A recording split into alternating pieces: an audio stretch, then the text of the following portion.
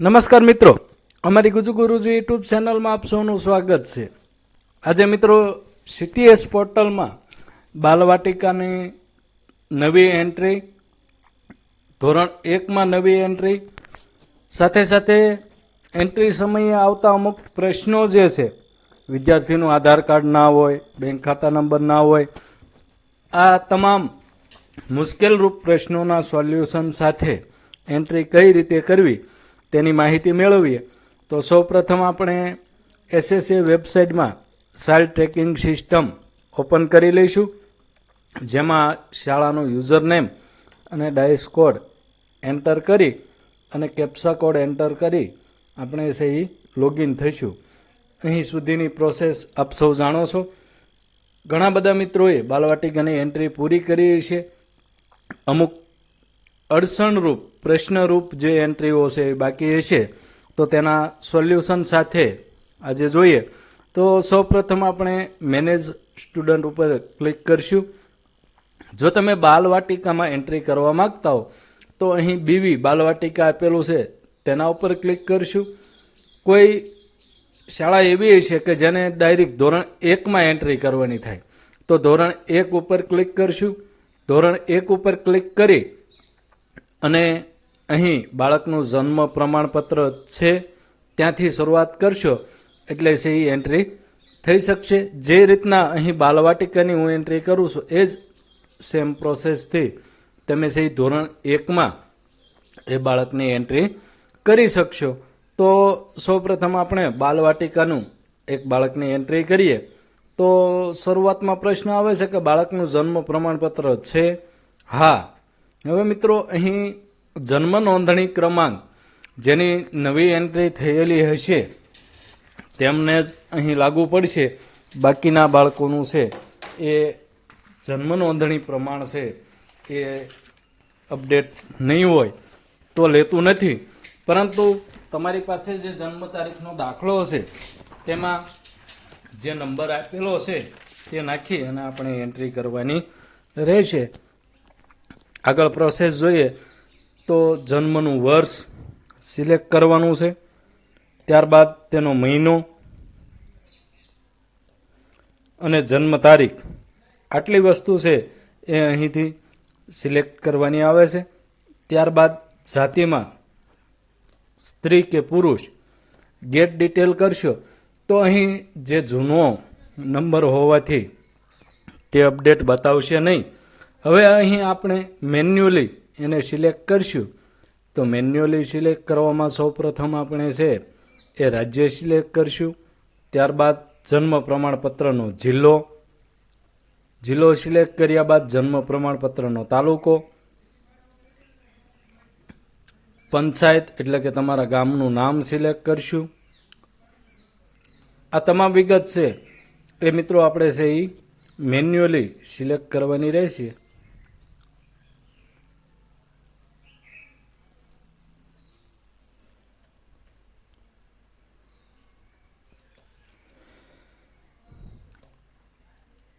ત્યારબાદ જન્મનું ગામ, પંચાયત સિલેક્ટ કરો એટલે ગામ આવશે। આગળની જે ડિટેલ આપણે ભરી હતી જન્મનું વર્ષ, મહિનો અને તારીખ તે અહીં આવી ગયું છે। હવે અહીં તમારે છે એની પીડીએફ અપલોડ કરવાની છે। જે બાળકને તમે એન્ટ્રી કરવા માગતા હો તેની અગાઉથી જન્મ તારીખની પીડીએફ તમારે બનાવીને રાખવાની છે અને જે અહીં અપલોડ કરવાની રહેશે। પીડીએફ અપલોડ કર્યા બાદ નેક્સ્ટ બટન ઉપર ક્લિક કરશું એટલે તે બાળકની એન્ટ્રી છે એના માટે અહીં જન્મ પ્રમાણપત્ર મુજબ માહિતી અને ડોક્યુમેન્ટ અપલોડ થઈ ગયેલ છે। હવે આપ સીટીએસ મુજબ બાકીના ફિલ્ડની માહિતી ભરી શકો છો। હવે આપણે છે બાળકની હાશી એન્ટ્રી અહીંથી શરૂ થાય છે। જે આપણે કેપિટલમાં બાળકની એન્ટ્રી કરીશું, બાળકની તમામ વિગત અહીંથી ભરી દઈશું।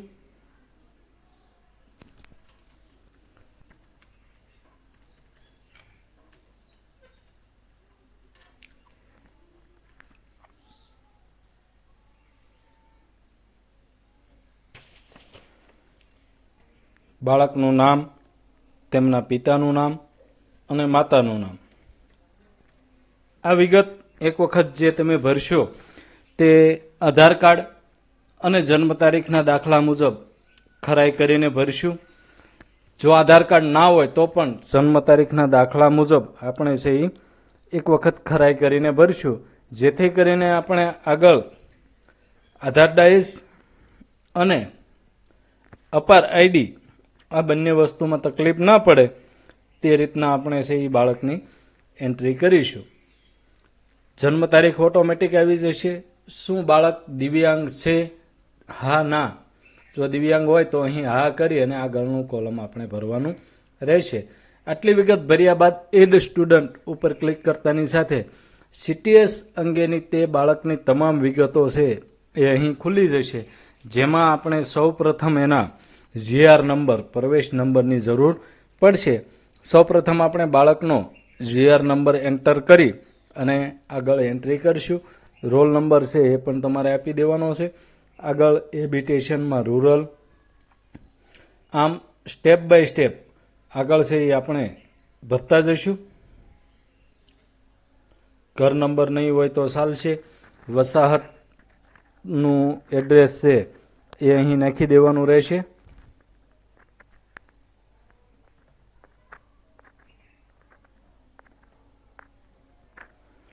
લેન્ડમાર્કમાં તમારે કાંઈ હોય તો એ નાખી દેવાનું રહેશે, નહીતર ગામનું નામ પણ નાખી શકો છો.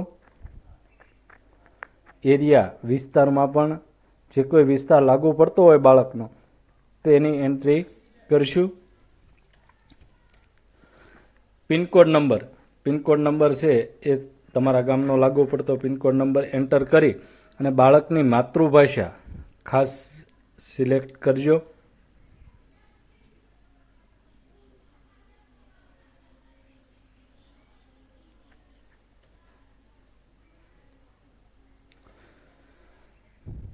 પ્રવેશની તારીખ, તમે જે તારીખે બાળકને GRમાં સડાવ્યો છે તે તારીખ અહીં એન્ટર કરવાની રહેશે.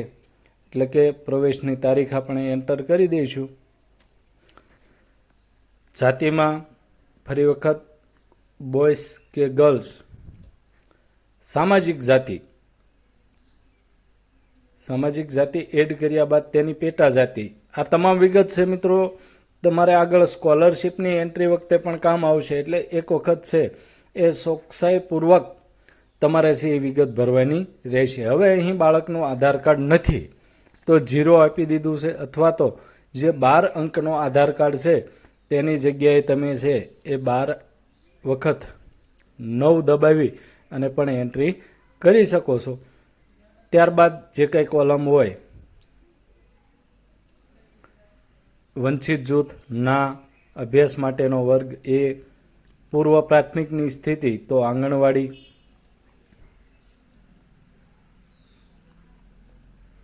ત્યારબાદ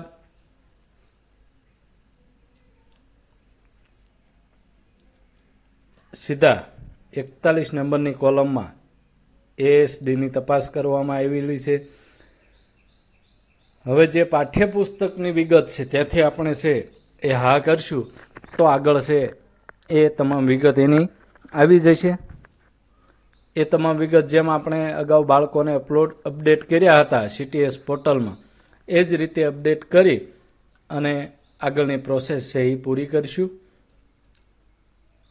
આ રીતના આપણે છે એક પછી એક તમામ બાળકોની એન્ટ્રી છે એ પૂરી કરી શકીએ છીએ.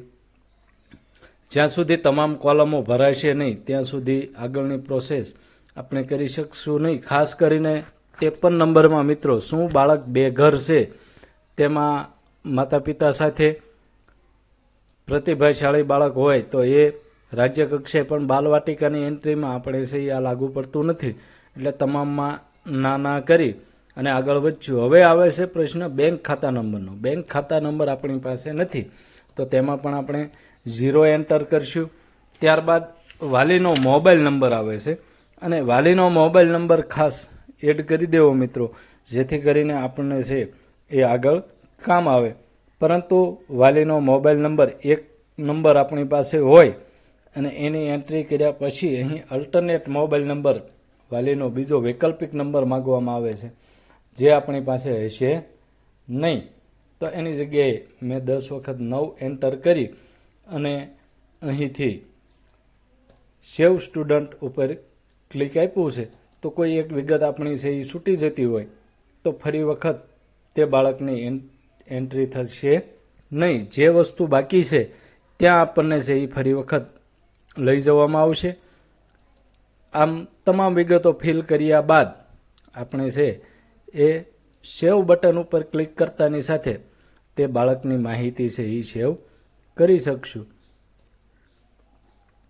અને આ રીતના આપણે બાલવાટિકાના બાળકની એન્ટ્રી છે એ આપણી શાળામાં અહીં આ શાળામાં જ હવે જો મિત્રો બતાવે છે કે data entered successfully for following school, એટલે કે આવું મેસેજ જ્યારે આવી જાય ત્યારે તે બાળક આપણી શાળામાં એન્ટર થઈ ચૂક્યું છે, જેની માહિતી અહીં તમે નીચેથી પણ જોઈ શકો છો.